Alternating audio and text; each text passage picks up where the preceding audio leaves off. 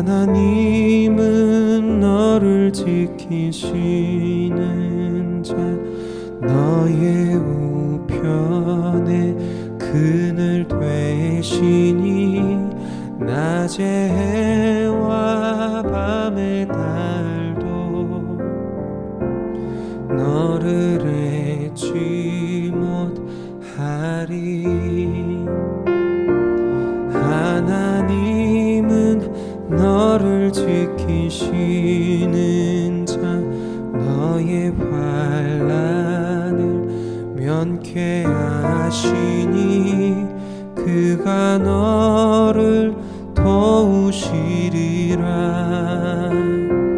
너의 출입을 지키시리라. 눈을 들어 산을 보아라. 너의 도움 어디서 오나. 천지 지으신 너를 만드신 여호와께로다. 눈을 들어 산을 보아라. 너의 도움 어디서 오나. 천지 지으신 너를 만드신 여호와께로다. 천지 지으신 너를 만드신 여호와께로다.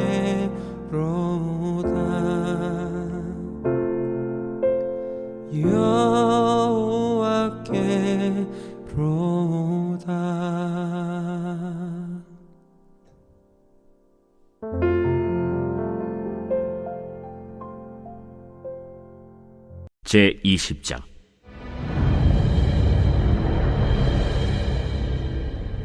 아람의 벤하닷 왕이 그의 군대를 다 모으니 왕 32명이 그와 함께 있고 또 말과 병거들이 있더라.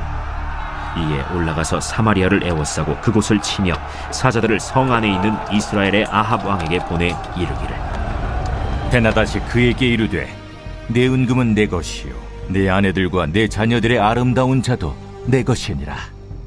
이스라엘의 왕이 대답하여 말하기를, 내 주 왕이여, 왕의 말씀같이 나와 내 것은 다 왕의 것이니이다. 사신들이 다시 와서 이르되, 벤하닷이 이르노라. 내가 이미 네게 사람을 보내어 말하기를 너는 내 은금과 아내들과 자녀들을 내게 넘기라 하였거니와 내일 이맘때에 내가 내 신하들을 네게 보내리니 그들이 네 집과 내 신하들의 집을 수색하여 내 눈이 기뻐하는 것을 그들의 손으로 잡아 가져가리라. 이에 이스라엘 왕이 나라의 장로를 다 불러 이르되, 너희는 이 사람이 악을 도모하고 있는 줄을 자세히 알라. 그가 내 아내들과 내 자녀들과 내 은금을 빼앗으려고 사람을 내게 보냈으나 내가 거절하지 못하였노라. 모든 장로와 백성들이 다 왕께 아뢰되, 왕은 듣지도 말고 허락하지도 마옵소서. 왕이 벤하닷의 사신들에게 이르되, 너희는 내 주 왕께 말하기를 왕이 처음에 보내 종에게 구하신 것은 내가 다 그대로 하려니와 이것은 내가 할 수 없나이다 하라. 하니 사자들이 돌아가서 보고하니라. 그때 벤하닷이 다시 그에게 사람을 보내어 이르되, 사마리아에 부스러진 것이 나를 따르는 백성의 무리의 손에 채우기에 촉할 것 같으면 신들이 내게 벌 위에 벌을 내림이 마땅하니라. 하매 이스라엘 왕이 대답하여 이르되, 갑옷 벗는 자같이 자랑하지 못할 것이라 하라. 하니라. 그때 벤하닷이 왕들과 장막에서 마시다가 이 말을 듣고 그의 신하들에게 이르되, 너희는 진영을 치라. 하매 곧 성읍을 향하여 진영을 치니라. 5월 22일 6.19 온전함 기도회에 오신 여러분을 환영합니다. 어제 본문 말씀을 돌아보면 북이스라엘의 왕인 아합 왕은 자신의 아내가 섬기는 바알 신이 하나님 앞에서 아무것도 아닌 존재를 보았습니다. 하나님의 권능을 보았지만 여전히 바알 숭배를 금하지 못하는 아합 왕을 보게 됩니다.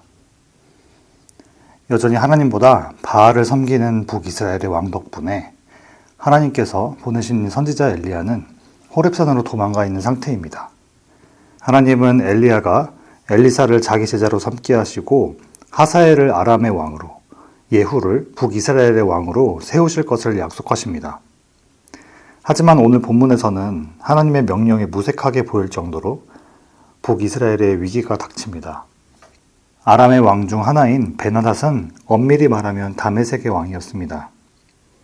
그는 아람 사람들 중 가장 큰 세력을 가지고 있었습니다. 본문 1절 베나닷은 다메섹 주변 지역 족장 32명의 왕과 그들이 거느리는 병거들, 그들은 저기를 가지고 사마리아를 애워쌌습니다. 32명의 왕이라고 해서 커 보이지만 부족 국가였기 때문에 사실 많은 인원은 아니었습니다. 베나닷의 속국들 정도로 이해하시면 될 것 같습니다. 북이스라엘의 수도인 사마리아로 쳐들어간 베나닷은 그의 왕국에 많은 병력들을 동원할 정도로 사마리아의 점령이 큰 의미가 있었음을 알 수 있습니다.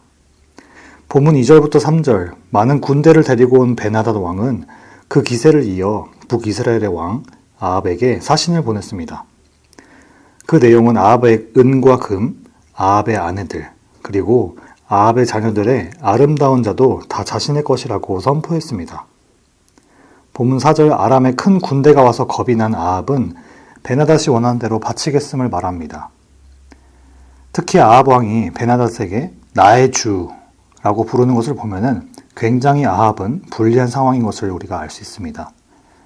그리고 아합은 눈앞의 두려움 때문에 자신의 아내들과 자식들을 포기한 것을 알 수 있습니다. 오늘 우리가 본문 말씀을 통해서 기억해야 될 첫 번째 포인트입니다. 세상의 두려움에 떠는 것이 아니라 만군의 하나님을 의지해서 평안함을 누리자입니다.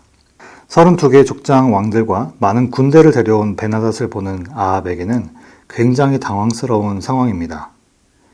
하지만 어제까지 본문에서 자신이 지금까지 섬겼던 바알의 무력함과 이스라엘의 모든 역사에 관여하신 하나님을 안다면 아합은 곧장 하나님께 돌아가 구원의 하나님을 부르는 것이 당연했을 것입니다. 하지만 그는 그렇게 하지 않았습니다. 두려움 앞에 굴복하는 모습을 보였습니다. 아합 왕은 한 나라의 왕으로서 문제를 돌파하는 지혜와 담대함이 있어야 되는데 그러지 못했습니다. 현실을 직시하지 못하고 도피하듯 선택했습니다. 하나님과의 관계가 끊어진 북이스라엘은 그런 아합으로 인해서 위기에 처했고 불안이 가득합니다. 우리가 믿음 생활하면서 가장 위기에 처한 때가 언제일까요? 건강이나 재정적, 내 신분이나 관계와 같은 다양한 상황에 나타나는 이슈들인가요? 앞서 말한 건강, 물질, 관계와 같은 상황으로 겪게 되는 이슈나 위기는 항상 우리와 함께하고 있습니다. 하지만 근원적으로 위기에서 극복하고 안전함을 유지할 수는 없습니다. 다시 질문하면 정확하게 우리에게 위기라는 것은 무엇일까요? 우리에게 진정한 위기는 하나님과의 관계가 끊어진 것을 말합니다. 이 위기에서 모든 것이 시작되기 때문입니다. 아합 왕은 그의 조상들의 신앙으로 그나마 지금까지 이스라엘의 왕위와 이스라엘 나라의 복을 경험했습니다. 하지만 솔로몬 이후 너나 할 것 없이 그의 후손들은 하나님 앞에서 범죄하고 또 범죄했습니다. 그리고 하나님의 선지자인 엘리야를 보내시고 하나님의 권능을 보이셨지만 아합 왕은 하나님께 돌아가지 않았습니다. 그리고 위기 앞에서 무기력하고 무책임한 선택을 하게 되었습니다. 우리의 진정한 위기의 시작은 하나님과의 관계에서 시작합니다. 이 위기를 해결하기 위해서는 하나님과의 관계를 회복해야 합니다. 하나님과의 관계 회복은 하나님이 나의 인생의 주인 되시고 또 내게 허락하신 물질과 건강, 관계, 상황들이 하나님의 인도하심에 있다는 것을 믿고 우리는 안전함을 느끼게 됩니다. 하나님의 보호하심이 있기 때문에 우리가 일상에서 겪는 사소한 위기들이 위기로 느껴지지 않게 됩니다. 하나님을 의지하게 되고 현실을 직시할 수 있게 됩니다. 약육강식하는 세상의 순리 속에서 우리는 아합과 같이 두려움에 떨 수 있습니다. 하지만 우리는 만왕의 왕이신 만군의 하나님을 의지해야 합니다. 우리는 매 순간 하나님을 의지해야 합니다. 그런 하나님을 의지할 때 우리에게 복을 주시고 하나님 안에서 안전함을 누릴 수 있습니다. 5절부터 6절 말씀입니다. 베나닷은 아합의 무기력한 답을 듣게 됩니다. 그리고 그는 아합에게 추가 요구사항을 전달합니다. 그것은 아합의 집과 아합의 신하들의 집에 귀한 것까지 달라는 것입니다. 이는 이스라엘을 완전히 무시하는 것이고 이스라엘이 아람의 속국이 되도록 요구하는 것입니다. 본문 7절, 아합 왕은 모든 것을 송두리째 가져갈 것이라는 굴욕적인 소식을 듣고 이스라엘의 장로들을 소집했습니다. 그리고 이 사태에 대해서 나눴습니다. 본문 8절, 장로들은 베나닷의 경고를 듣지도 허락하지도 말라고 합니다. 본문 9절, 장로들의 말에 용기를 얻은 아합 왕은 베나닷의 사신들에게 첫 번째 제안은 하지만 추가 요구사항은 할 수 없다라는 말을 전달하라고 합니다. 오늘 본문을 통해 기억해야 될 두 번째 포인트입니다. 연약한 우리를 여전히 사랑하시는 하나님을 기억하자입니다. 아합 왕은 여전히 바알신과 하나님 사이에서 애매한 상태입니다. 지금까지 그의 태도를 보면은 하나님을 떠난 것 같으나 그는 엘리야를 통해서 살아계신 하나님을 경험했습니다. 하지만 여전히 그 마음속에 하나님께 돌아가는 결단을 내리지 않았습니다. 베나닷이라는 아람의 침략은 하나님의 시간 속에서 바알을 숭배했던 북이스라엘에 대한 하나님의 심판의 도구였습니다. 이것은 하나님께 돌아오도록 하기 위한 도구였습니다. 두려움에서 사로잡혀 정신을 못 차리는 아합은 하나님이 아닌 장로들을 통해서 용기를 얻은 듯합니다. 아합에게 든든한 역할을 했던 북이스라엘 장로들 또한 여전히 하나님 앞에서 범죄한 자들이었습니다. 하지만 어제 본문 말씀에서 하나님은 아람 왕 베나닷 이후 하사엘이라는 왕을 세울 것을 엘리야에게 약속하셨습니다. 우리는 베나닷이 아합에게서 패하게 될 것을 알고 있습니다. 하나님은 하나님에게서 떠난 자기 백성을 여전히 사랑하시고 다시 돌아오도록 기다리시며 보이지 않는 곳에서 보호하시고 일하고 계십니다. 우리가 아직 죄인 되었을 때 그리스도께서 우리를 위하여 죽으심으로 하나님께서 우리에 대한 자기의 사랑을 확증하셨느니라. 그러면 이제 우리가 그 피로 인하여 의롭다 하심을 얻었은즉 더욱 그로 말미암아 진노하심에서 구원을 얻을 것이니. 로마서 5장 8절에서 9절 말씀. 우리가 여전히 죄인 되었을 때, 우리가 여전히 위기 가운데서 갈피를 찾지 못하고 두려워할 때에 구원자 예수 그리스도는 우리의 죄를 대신하여 십자가에서 죽으시고 다시 하나님과의 관계가 회복되도록 우리를 의인이 되게 하셨습니다. 하나님의 심판을 받을 수밖에 없는 존재였으나 우리를 여전히 사랑하셔서 죄에서 건져주신 하나님의 사랑을 우리는 잊지 말아야 합니다. 본문 10절입니다. 베나닷은 아합의 메시지를 듣고 다시 그의 사신들을 보내서 아합을 협박합니다. 본문 11절, 아합은 그에 굴복하지 않고 갑옷 입는 자가 갑옷 벗는 자 같이 자랑하지 못할 것이라 라고 합니다. 이 말은 길고 짧은 거 재보기도 전에 의시되지 말라는 말과 같습니다. 즉, 전쟁 시작도 하지 않았으면서 거만하게 장담하지 말라는 것입니다. 본문 12절, 아합의 패기 있는 답변은 자기 장막에서 술 마시던 베나닷의 심기를 불편하게 했고 전쟁을 선포하게 하였습니다. 오늘 본문을 통해서 기억해야 될 마지막 포인트입니다. 역사 속에서 일하시는 하나님을 만나자입니다. 오늘 본문에서 하나님이나 하나님의 사람이 나오지 않습니다. 하지만 엘리야에게 약속하신 하나님의 말씀을 기억할 때 우리는 역사를 주관하시고 죄인이 하나님께 다시 돌아오길 원하시는 하나님의 사랑을 볼 수 있습니다. 아람 왕 베나닷은 아합과 북이스라엘을 심판하는 도구였습니다. 이는 바알을 숭배했던 결과였습니다. 그리고 하나님께 돌아오도록 만드신 하나님의 도구였다는 것도 있습니다. 아합이 어려움에 처한 이유는 하나님을 의지하지 않았기 때문입니다. 아람 군대가 두려웠을지라도 이스라엘의 조상인 다윗과 같이 하나님께서 이스라엘의 하나님입니다 라는 고백을 할 수 있었다면 아합은 오늘 본문처럼 무책임하거나 두려워하는 왕이 아니었을 것입니다. 이미 열왕기상 19장 사건들을 통해 아합은 살아계신 하나님을 경험했지만 나의 하나님이라는 고백을 하지 않았습니다. 아람의 대군이 온 상황에서도 하나님을 신뢰하지 않고 사람들을 의지했습니다. 하나님은 여러 사건들을 통해서 하나님의 존재를 보이시고 아합과 북이스라엘이 하나님께 돌아오도록 하셨지만 이것을 알지 못했습니다. 현대를 살아가는 우리도 여전히 같은 하나님의 역사 속에서 살아가고 있습니다.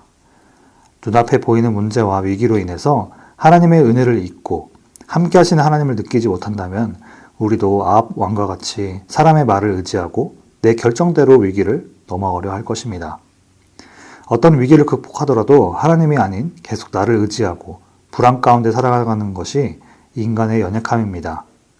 하지만 하나님은 그런 우리를 여전히 사랑하셔서 다시 하나님께 나아올 수 있도록 예수님의 은혜를 알게 하십니다. 죄로 인해 진정한 위기 가운데 있는 우리를 다시 하나님의 품으로 돌아가게 하시기 위해서 하나님은 역사 속에서 일하셨고, 그리고 일하고 계신 하나님을 말씀과 기도, 그리고 일상 속에서 만나 오늘도 하나님의 사랑과 은혜가 여러분 삶 속에서 풍성히 넘치시기를 축복합니다. 말씀을 마무리하려 합니다. 오늘 본문을 통해서 눈앞에 보이는 위기는 사실 진짜 위기가 아님을 보게 되었습니다. 진짜 위기는 하나님과 관계가 깨짐으로 인해서 일어나는 작은 사건들로 인한 두려움이 진짜 두려움으로 착각하는 우리의 연약함을 보게 됩니다. 하나님을 떠난 자가 위기 앞에서 세상의 조롱을 받고 미숙한 결정을 하게 되는 것을 보게 됩니다. 하지만 하나님의 사랑은 놀랍고 신실하면서 그런 자들을 다시 하나님의 품으로 돌아오도록 하나님은 일하고 계심을 볼 수 있습니다. 오늘 말씀을 들으시는 모든 분들도 지금도 살아 역사하시는 하나님의 세밀한 음성과 인도하심에 민감하게 반응하고 그 은혜를 누리고 주님을 더 굳건하게 의지해 승리하시는 그런 하루가 되시기를 축복합니다. 들은 말씀 붙들고 같이 기도하시겠습니다. 상황과 사람의 말에 요동하지 않고 하나님 말씀을 굳게 붙잡아 평안함을 경험하는 하루가 되게 해달라고, 우리의 연약함을 잘 아시고 긍휼히 여기시는 하나님의 사랑을 진하게 묵상하는 하루가 되게 해달라고, 지금도 함께 하시는 하나님을 의지해서 눈에 보이는 것에 미혹되지 않고 승리하는 하루가 되게 해달라고 오늘 들은 말씀 붙들고 같이 기도하시겠습니다.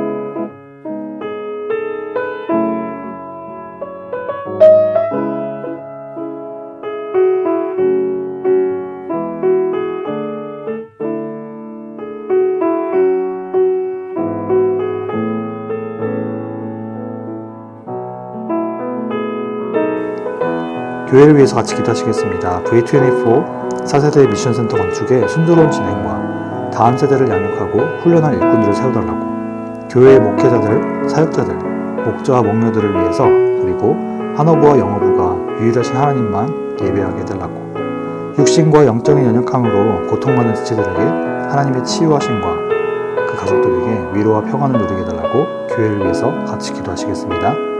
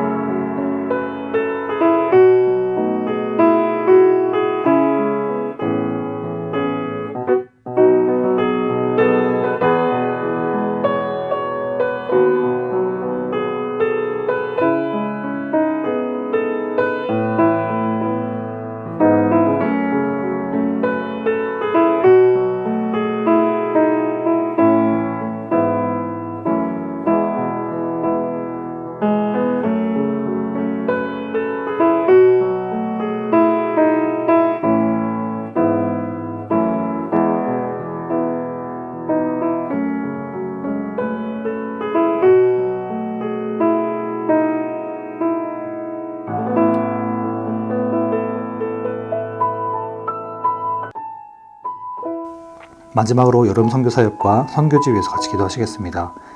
올해 계획된 모든 선교 일정 가운데 함께 하시고 하나님의 마음을 품고 지역과 열방을 섬기게 해달라고, 국내와 각 마을별로 후원하는 선교지 가운데 하나님의 채우심과 일하심을 경험하게 하시고 복음의 열매를 맺게 해달라고, 필리핀 김정 선교사님의 치유 과정과 상황에 함께 해달라고 여름 선교 사역과 선교지 위해서 같이 기도하시겠습니다.